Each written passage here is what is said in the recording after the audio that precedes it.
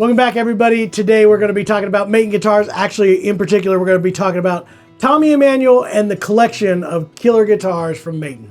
So we have 3 different Tommy Emmanuel guitars. So let's talk about what the Tommy Emmanuel guitar is. You're holding the original right here, yep, right? This is the EBG 808TE, the standard production Tommy Emmanuel guitar. It's the 808 body shape with the certified guitar player on the 12th fret with the kangaroo headstock.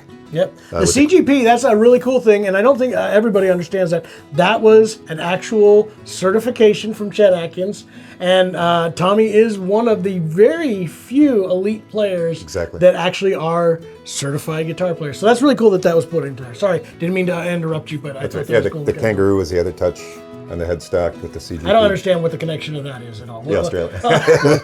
Not the Barbie or whatever you said. not the shrimp on the Barbie? No. What does Chet Atkins have to do with kangaroos? Yeah, why is Chet talking about kangaroos? It makes no sense to me. No, I'm just kidding. It makes perfect sense.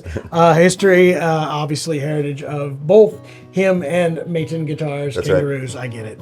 Yeah, so this is the standard model with the AP5 Pro pickup. Kevin's holding the Masterbuilt. The TE Personal. Which is the new, this is what Tommy's now playing on stage. Yeah. The new also variation. maple back and sides, but a figured maple.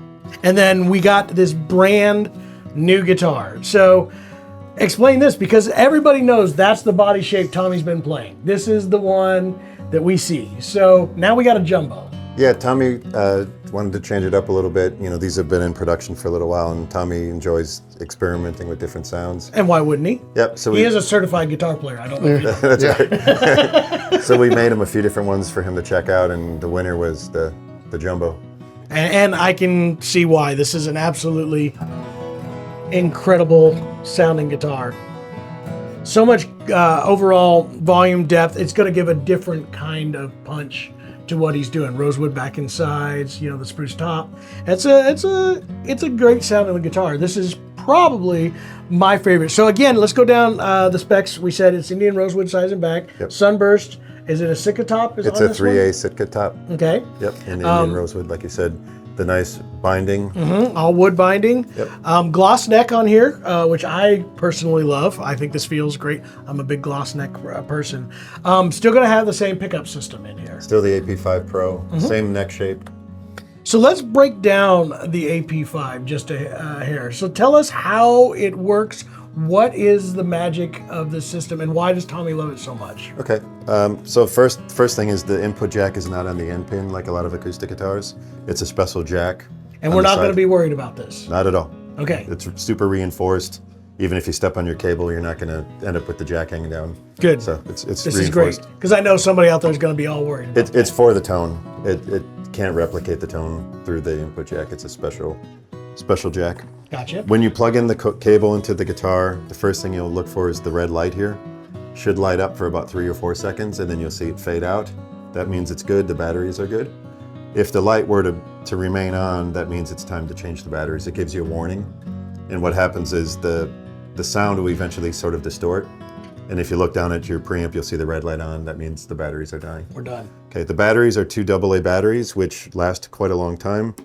There's a clip right here, you just pop open. There's your 2 AA's. Just pops right in. What do you think, roughly, battery life out of the AA's? Which is great, by the way, because AA is much easier to find than 9 volts for most of us that are out just running around. Also, I think it's a stronger signal with the energy from the AA's versus a 9 volt. Good. As well. I personally play every weekend, 3 sets a night, and I'll go 6 months without having to change my batteries. I do unplug the jack, which is the battery drain. So on breaks, I'd recommend you unplug the jack, the cable from the jack, and then I go 6 months before I change. I change my batteries once or twice a year. That's great. Yep. That's exactly what I want. So the pickup itself, there's 6 piezo's under the saddle, 1 under each string, which makes it real even. There's one simple control that says piezo right here that you turn up and down, and that controls all 6 simultaneously. Then there's a microphone inside on a gooseneck, which none of us have it handy. Here we go. I'm not going to mess with Tommy's. By the way, I'm being super careful. This is actually to be paused. This is Tommy's guitar. This is the first one. Like we're looking at the very first one right now, and eventually you guys are going to get a chance to see these. But I feel like special right now. I don't know why. I just love this anyway. And I'm going to make sure to put a big giant scratch on the back of it so it says John was here. Anyway. After we leave here, this is going right to Tommy. Yes, that is awesome. So the mic is inside now. You can see it on the camera. It's a gooseneck, flexible, so you can move the mic wherever you want. You can put it back here. You can, it kind of spins around. The piezo is where your tone is. The microphone is set at a high frequency, so it's not, the EQ does not work on the microphone. So for example, if you turn down the piezo knob all the way, you turn up the mic all the way, and you mess with the EQ, you won't hear a change in tone. The only change in tone you'll hear is with the piezo up, and then you change the tone and you'll hear it. So this truly is, the microphone is to fill in.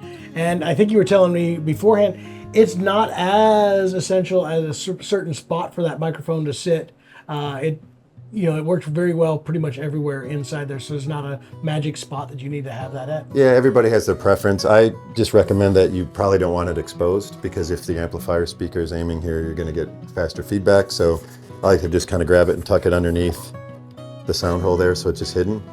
And if you want to play percussive, you can tap here and you're still going to hear, just like the microphone is right here, you would hear the ping or the tap. But you'll have less feedback if you just tuck it away a little bit. Gotcha. Okay, so there's a separate control for the mic and a separate control for the piezo, which is really nice. You can blend those two. So for example, I will always recommend you crank the piezo all the way, and then the mic you can play around with from 0 to 10. Usually a good starting spot is in the middle, and then you can see if you're getting feedback or not. If you're not getting feedback, I would recommend turning it up to see what happens. If you're obviously getting feedback, dial it to 9 or 8, and just play around with it. It basically gives you a more presence, more like you're inside the guitar, as Tommy likes to say. But you'll have less feedback with the microphone because it's only high frequency. You're not going to get low-end feedback from a typical microphone. Yeah. That's really the secret of the guitar. Then the nice thing for the controls is, it looks like a lot of knobs here, but it's really simple if you think about it. So piezo controls the 6, mic controls the mic inside. Then there's a master volume, and I recommend starting in the middle, because now if you have a solo, you can turn it up.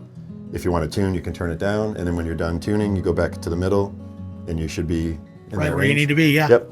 Then there's a bass slider and a treble slider, so if the guitar sounds too thin, turn up some bass. Sounds too deep, turn it down. And then the nice thing is there's a mid frequency and a mid cut or boost, so it kind of works like a notch filter too for feedback. Or if it's too harsh or honky sounding, you can cut a frequency or boost a frequency. And that's all there is to it. So if you think of it as, once you get your blend with the mic and the piezo, and then you use your master as your control, it's very simple. Yep. But the main goal is you can get it up at a loud volume with the microphone setup, but unlike a traditional microphone with feedback. That is all of our goal, right? That's right. The big thing about pickups, as you all know, is they are necessary, especially in modern day music, loud stages, any of that kind of stuff. For acoustic instruments, we got to have some sort of extra amplification. We love the sound of a microphone, but it just becomes its own problem, especially in certain environments. So pickups, we want to get it to be as much like this inside here. That's right. With less feedback.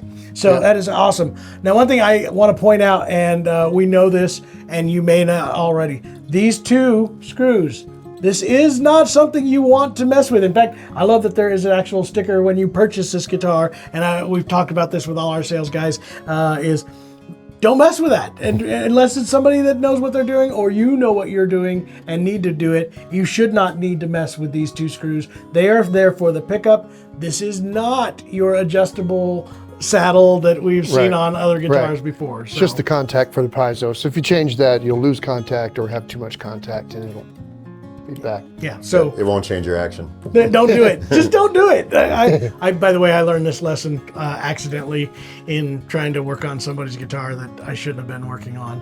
You guys, you should probably also have that. Don't let somebody who doesn't know what they're doing touch your guitar. Come to Acoustic Shoppe. I learned the lesson. I now understand how that all works. It is an ingenious setup.